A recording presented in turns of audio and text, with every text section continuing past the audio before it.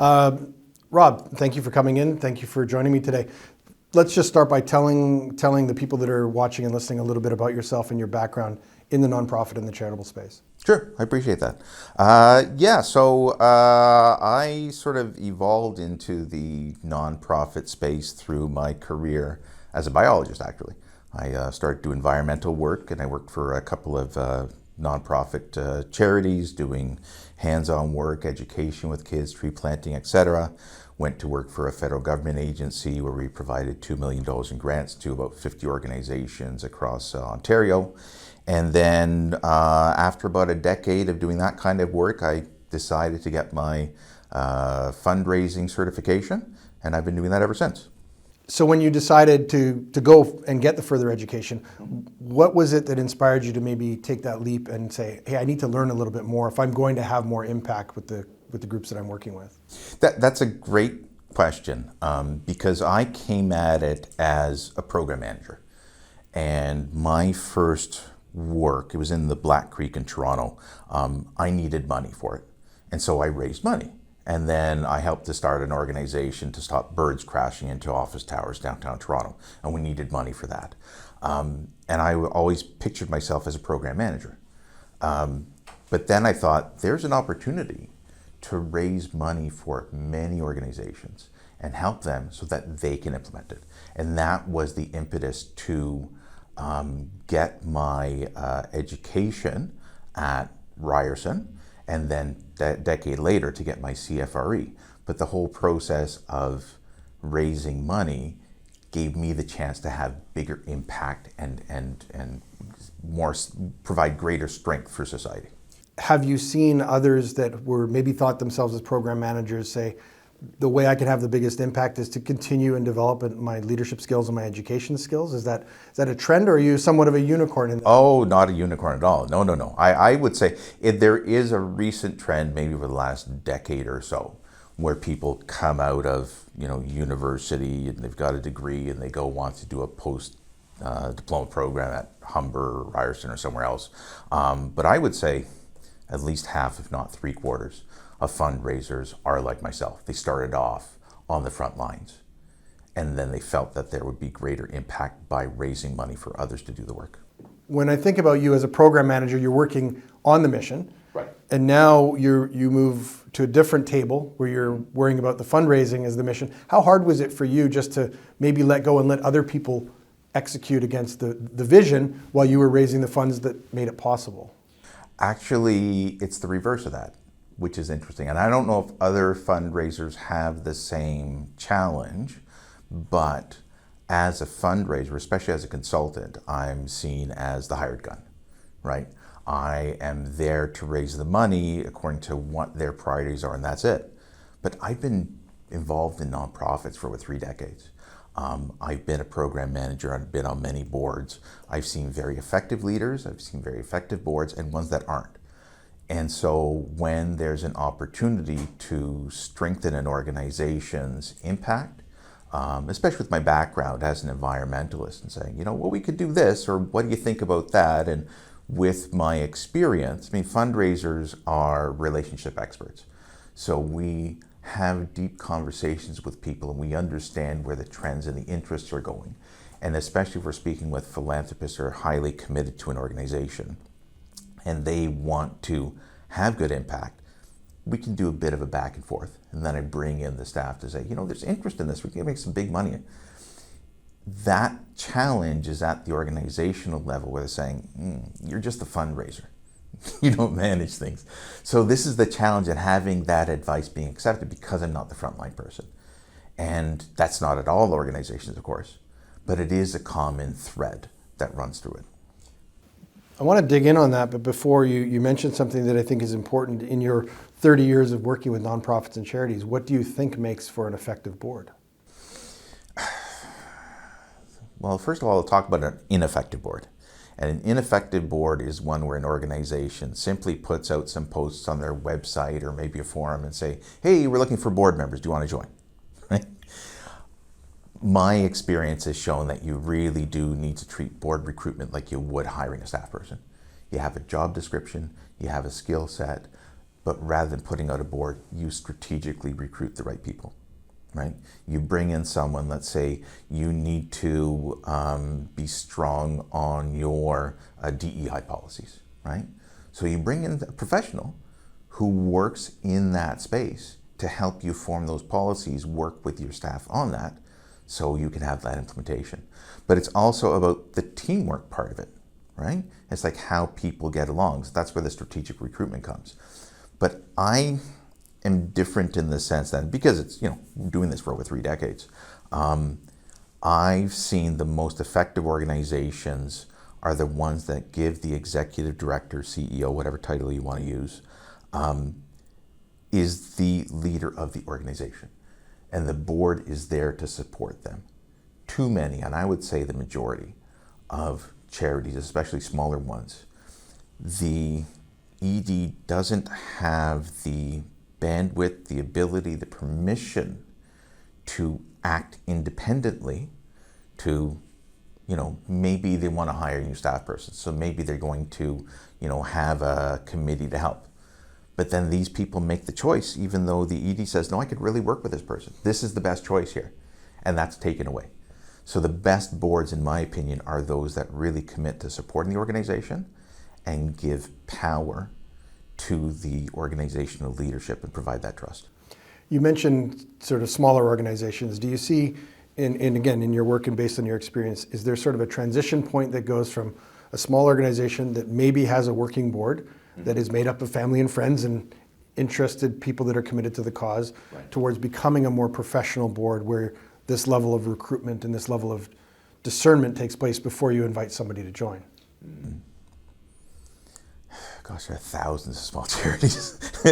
It really is an individual change, and often it's some of the board members will come on. Maybe somebody's got some experience working with a large organization like a university or a hospital. They say, you know what, we need to work more on policy and give this over to the staff.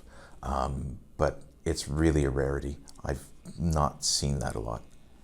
So in order for charities to succeed, the board and all of the staff need to be working in alignment with the strategic vision, right, which then gets expressed through a strategic plan. Right. How important is that strategic planning process for you as that outsider coming in, for you to completely and inherently understand what the mission and vision is so that you can add the most value? Well, there's formal vision and planning processes, and there's working planning processes and working implementation.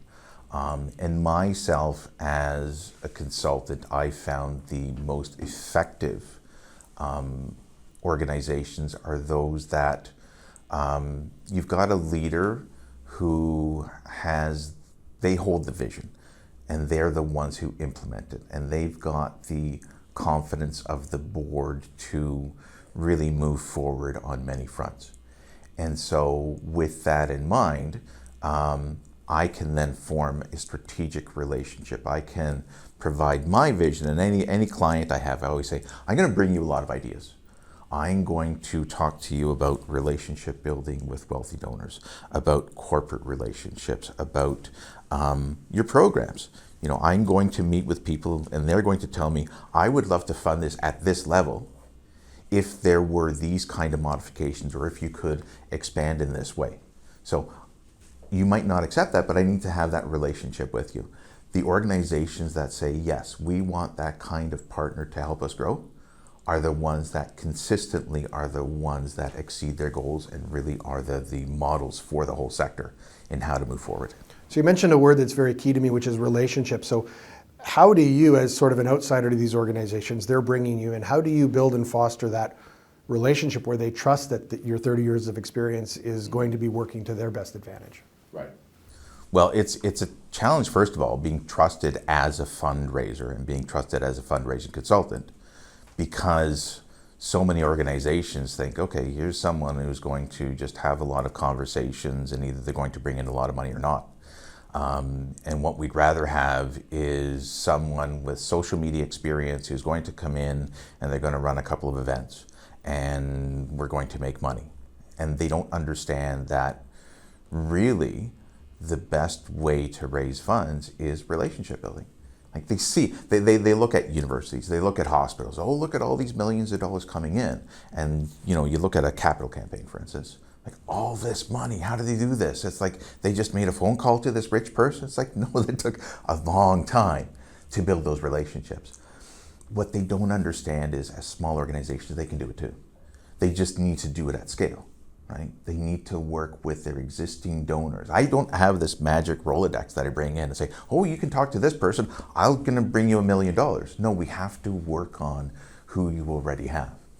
Now, the benefit of hiring someone like myself with all this experience with millions of dollars in capital campaigns and working for universities and hospitals, etc., is that I have a perspective that other people new to the sector, or maybe with less experience than myself, don't have.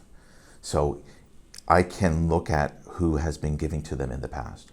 I can do some more research. I can provide advice that, oh, this person over here, they've been giving you $500 a year, but they've been giving $50,000 to these 3 different charities. So if there's a conversation, it's like, oh, we can't do that. Okay, I will train you.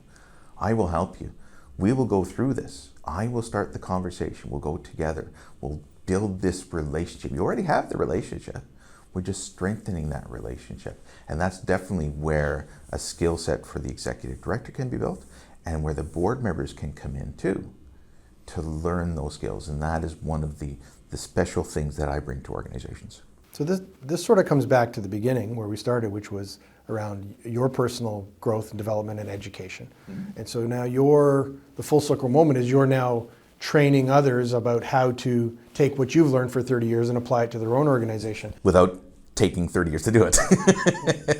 Well, if it takes 30 years and they're successful at it, I suppose that's a good investment of time. Yeah. I'm curious, though, about kind of the board, at the board level, where people say, yeah, we believe in this as a strategic approach as opposed to the tactics of a couple of social media posts. How do you, I'm sure you've dealt with it a lot, how do you deal with that strategic versus tactical divide that exists inside the sector? We just need to be doing something now, yeah. And you're saying, no, you need to actually pause a minute, yeah. think this through, and then go forward with a strategic plan that is aligned with your vision. Yeah. Yeah, it's interesting when people, especially board members, go and spend time with a charity. They put up this brick wall, right? Here is my work life, here is my volunteer life. And they think that charities operate so far differently than the corporate world that they don't understand that they're the same, right? So you think about, in the corporate world, leadership training is just standard operating procedure. You think about relationship building. You think about maybe in the finance sector. You can't just go and talk to a wealthy person and say, invest with me and I'm going to make all this money. It's like, no, it takes time to build these, and it's circles upon circles. And it's the same thing.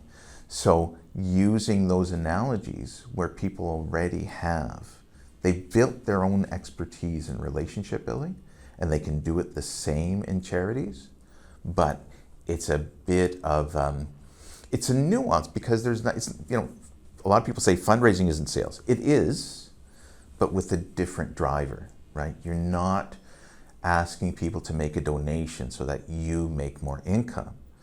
You're asking them to donate so the benefit goes to society, goes to homeless people, people without food, kids learning, teacher education program at a university or whatever it is. It's what is the ROI on that? And so people already know this. So part of my constant challenge, to be honest with you, is in convincing board members that you already do this. It's just we need to be looking at doing what you do, using your expertise in the corporate world in helping a charity to become more effective at what they're doing. So I can already imagine somebody at the board level saying, look, we've hired a leader. They have these leadership skills, and our donors are instructing us to dedicate as much money as possible towards the cause. We don't have the budget to afford leadership training or a strategic retreat for us as an organization. How do you respond to that? Well, it's interesting, because that is a constant challenge in charities. And honestly, it's one of the most frustrating, because it seems to be the only sector where people have these challenging conversations. It's like, I want all my money to go to the homeless people. I don't want to pay for administration. I don't want to pay for overhead. I don't want to pay for staff. It's like, well, how is that food going to get to those homeless people unless you've got the staff?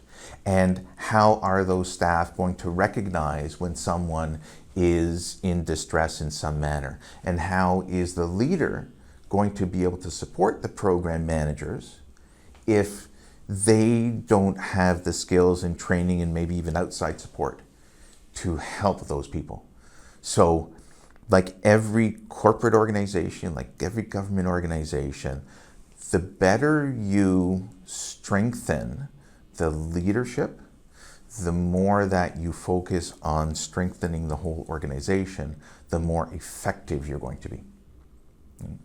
If I could use an analogy, if you, let's say you own a factory, you build bikes, let's say, and you want to maybe expand to a different city and build them there. You are going to look at, okay, how much is it going to cost to set up a new factory, hire a manager there, bring materials, this and that, the other. What is the ROI going to be? How long is it going to take for me to start making a profit again? Philanthropists especially think that way, but every donor does too. If I'm going to give you $10 or $100 or $1,000 or $1 million, what is going to be the impact of my donation, right? If we in the charities understand what it is we're going to do and we can communicate that, then it's a conversation about ROI, right? The return on investment. Who is going to benefit here? And those organizations that invest in their people, that invest in their leadership, and do everything they can to strengthen what they're doing, then they're going to be more effective at achieving their mission. But somebody's running a charity and they're saying, this is my reality, is that we know that we need to develop the leadership skills or the people skills in our team, except we feel that we're handcuffed because the message from the board and the message from donors is we don't want to fund that, we want to fund the cause. Right. So for that executive director who's banging their head against the wall, what advice do you have? You mentioned ROI, but are there some tips and tricks that you've learned that can help them overcome or at least get that conversation started about this is the way to make meaningful change? Well, it's interesting you say that. Leadership development and leadership coaching has become stronger in the last decade within the nonprofit sector. And especially since the majority of staff in charities are women, there are some female leadership specialists who are really focusing on women's needs in that sense. So when we look at the ROI on organizations that have implemented this, there is proof of concept, right? So we've got that there for sure.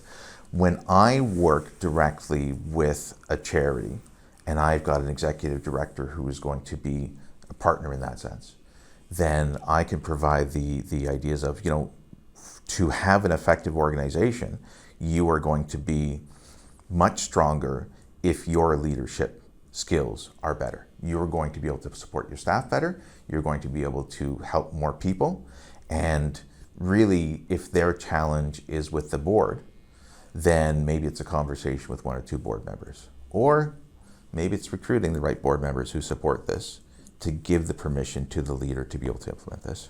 You've talked about nonprofits needing to take some of the business skills that they've learned, that the board directors have, and bring it forward into the organization.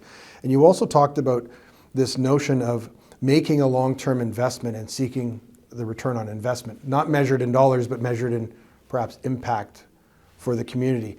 I'm curious about how you've experienced this when you say, investing in things like brand or fundraising or strategies or strategic plans. It is an investment in building community. How do you counsel people to talk through that investment with their board and their supporters? Sure, okay. I'll give you a couple of examples.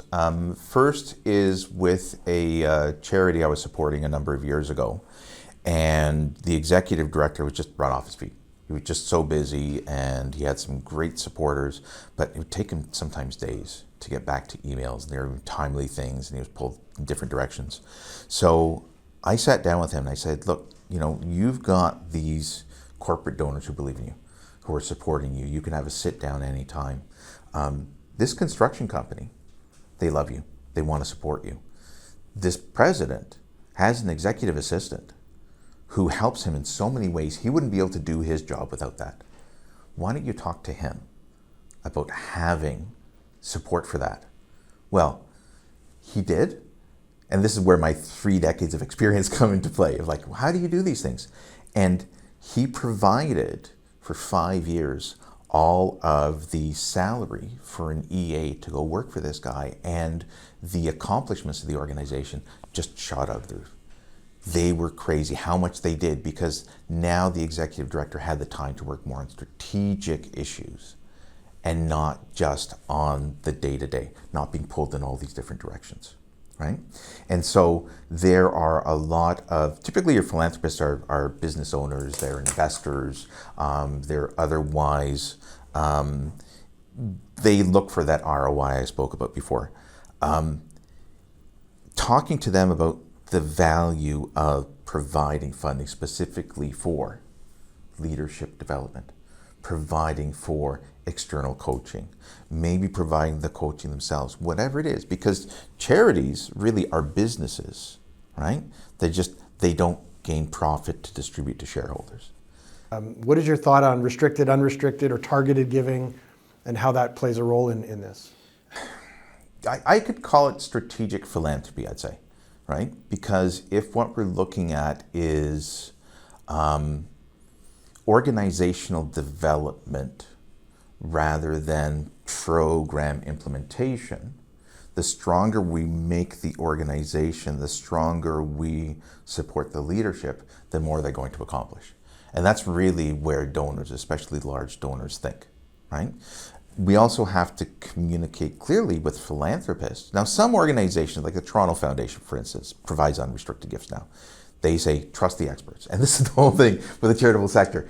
People managing programs, they are experts. But for some reason, they're not trusted as experts. People don't value their expertise. So if instead saying, we're going to give you $100,000 to implement this program, and you can take $10,000 of that for administrative costs. It's like, no, here's your $100,000. You decide how to spend it. You guys are the experts. You manage this. That's going to have a lot more impact. And once organizations have the freedom to think in those terms, to think that they've got the trust and they've got the support, then they can start being, as you said, those audacious goals, start moving toward them. So why don't more organizations have the courage to speak to their donors in this way, saying, we are the experts, trust us, give us your money, we'll be effective stewards of that capital in support of the mission. What is the barrier for that courageousness or that boldness to come forward? Why are there so few like Toronto Foundation that are doing that? It's twofold, right? Number one is we are just so used to treating charities as volunteer type organizations and people who really don't have the skill to get a corporate job go work for charities. And that's why they shouldn't be paid well, because, it's a thing to do, right? But it's also the charities are thinking, well, if we don't beg for these little bits here, if we challenge our donors to give us more money for what we feel is important, then we're going to lose that donation. We're going to lose that donor forever. We're going to lose this donor. We're going to lose out. So people aren't challenging. But the interesting thing going back to, and I always go back to this, is the people who are more significantly funding your mission are people who have experience taking calculated risks, taking chances, making bold moves. So they would rather see a charity be audacious, have a 5-year plan, say, we need $1 million over the next 5 years to help develop our leadership, which was going to have ramifications on program implementation right across the board. And we want you to be part of that. We want to have a conversation. We want you to be a partner. Those organizations that take the risk in having that conversation are the ones that are really make the difference. But you're talking about not an insignificant shift in messaging when it comes to charities and the conversations they're having with their supporters, which is moving away from, we need your money to support our mission, towards, we want you to be in a relationship with us as we accomplish this together. Right. And so how difficult is it for you to kind of unlearn all those bad those habits of the past to get people maybe more focused on this newer way of thinking. Yeah, it's almost impossible. Some organizations will, but I'll tell you a story about an organization early on in my career that really changed my mind on this. And so I was doing some environmental work on the Black Creek, and a couple of young grads from Ivy School of Business at Western came to see me. We'd been in the paper, we'd been in the news, and they wanted to learn what environmental organizations were doing. So they said, Rob, can we meet with you and see what you're doing? So they came along and they talked about what they did at Ivy, and they wanted to apply their business learnings, planning, strategy, communications, partnership building to running an environmental organization. I wished them well, and off they went, and I thought, you guys aren't going to do anything. Well, didn't they end up creating the Evergreen Foundation? And they have the brickworks, and they were the impetus between the change to the Don River, all the big changes, because they had that vision, because they communicated with confidence, because they were able to clearly articulate what do they want to do and build the partnerships and build the trust with corporate donors, with governments, with people right across society. And I really learned from them and still do, and still hold them up as a model because they learned from that. Now, as I said earlier, typical board members come from the corporate sector. They talk this way all the time. So a large part of my job as a fundraising consultant, really in a sense a leadership consultant, is to talk to board members in this way. You do this already. You do this in your job, your whole corporation.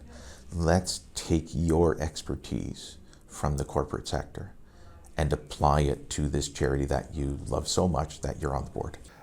Is some of the work that you're doing really grounded in getting the board members to get out of their own head about what they think their contribution to this charity or nonprofit should be, and getting them to be their authentic self, and they're there for a reason, and you're drawing that out of them when you're working in consultation with organizations? Is that correct? I love that question because it asks a question you didn't ask.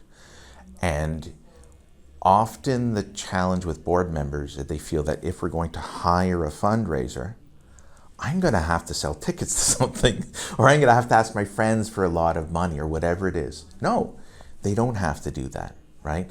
Fundraising is part of planning. And, it's people have connections. A large part of what I do is I ask on behalf of the charity. It's more effective if I have a board member or if I have a staff person with me, because then they're the subject matter expert, but I can lead the conversation about what is the topic and how much the request is going to be. But it is like I expand on their existing networks. I help them. I give them the boldness, the permission maybe, to really do that. And once you've got a couple of people go through that experience and they were effective and they raise that mind, it's like, wow, I enjoy doing this. So let's bring this all back to kind of where we started. Smaller, medium-sized organization. They know they want to get to the next level of their impact in their community. Right. How do they go about the process of determining whether or not they need to work with somebody like yourself, who's a consultant that can help them really achieve those next level goals? Right. Okay.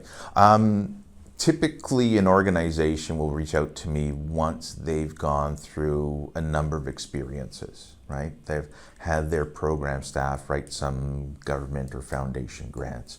Maybe they've held a couple of events. And they're not really raising the money they need. Or maybe what they've done is they've hired a consultant who's been in the sector for maybe 10 years, and maybe they've got a marketing diploma, and they're reaching out, doing social media stuff, and it's just not achieving it. And they don't know what to do. So what I do is I always start off with a conversation, what you've done before. What is it you've achieved? What you've worked on?